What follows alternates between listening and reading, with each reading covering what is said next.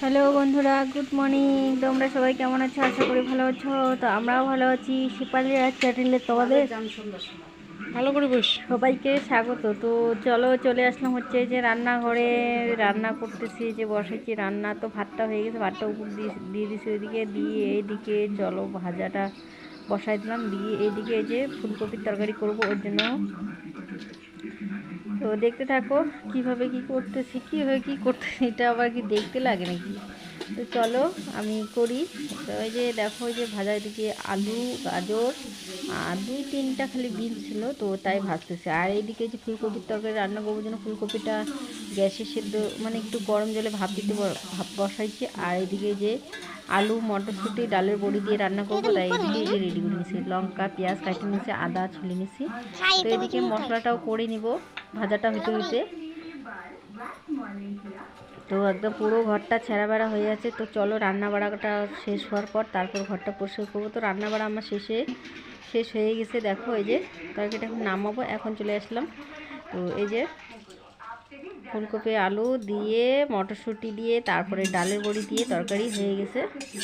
তো তরকারিটা একটু বেশি করেই করলাম, যেহেতু হচ্ছে 2 বেলার একবারই করলাম। আর রাত্রে তরকারি করবো না, খালি ভাত করলে ভাত করবো, আর রুটি করলে রুটি করবো, যেটা খাবে সেটাই করবো, মানে তরকারি আর করবো না, এই দিয়ে হবে। আর ভাজা বেশি করে ভাজছিলাম, তো পিন্টু আসছিলো, তখন তো তরকারি হয় নাই। তো বললো, ওকে আমি বললাম ভাত খালে খা, ভাজা টাজা দিয়ে, এখনও যেহেতু তরকারি হয় নাই। তো ও বললো ভাজা দিয়ে একটু নিয়ে যাই, ভাত আছে। তো ভাজা নিয়ে গেল। আর এদিকে আমি এই যে কালকে 4টা মাছ গুইনে রাখি দিছি। মাছ এই যে এখানে কালো জিরা, ধনিয়া পাতা, কালো জিরা, ধনিয়া, কাঁচা লঙ্কা, রসুন দিয়ে বাটা করলাম। তো আজকে এগুলো দিয়েই খাওয়া হবে। তো চলো আমি ঘরে সব কিছু নিয়ে যাই। আর এই যে এগুলো এখন ঝাড়টা দিয়ে সব কিছু করে তারপর ছান করতে আবার যাইতে হবে। তো ঘরে আইনে রাখি, ভাতের হাঁড়িটা খালি ওইখানে থাকবে, তরকারিগুলো ঘরে আইনে রাখবো।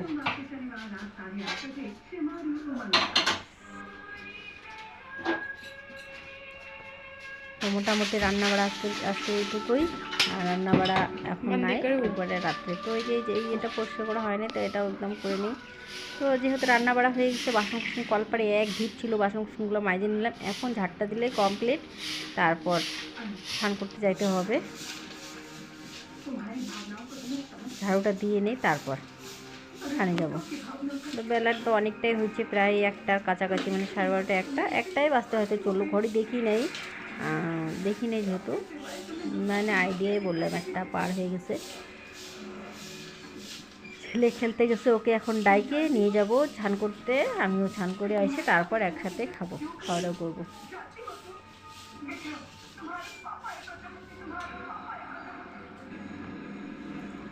তো দেখো আমরা চান করে এসে খাইতেও বসে পড়ছি। আর এই যে ছেলে আর আমি খাচ্ছি, আর মেয়ে ভাতটা বাইরে আনছি, কিন্তু ও হচ্ছে পূজা দিচ্ছিল, পূজা দেওয়া হয়ে গেছে, মানে পূজা আগে দিতে দেরি হলো, এই জন্য মাথা টাটা চিরুনি করে নেই, তাই মাথা টাটা চিরুনি করতেছিলাম। আর আমরা এদিকে বসে পড়ছি, খিদে পাইছে, তাড়াতাড়ি খাচ্ছি, আগেই বসে গেছি। তো ওরও ভাতটা রেডি করে নিয়ে আসছে, ও আসবে এখন তেল দিয়ে। আর বললাম যে একটুখানি ইয়েটা করে দেয় একটু, তো তাই করে দিচ্ছে।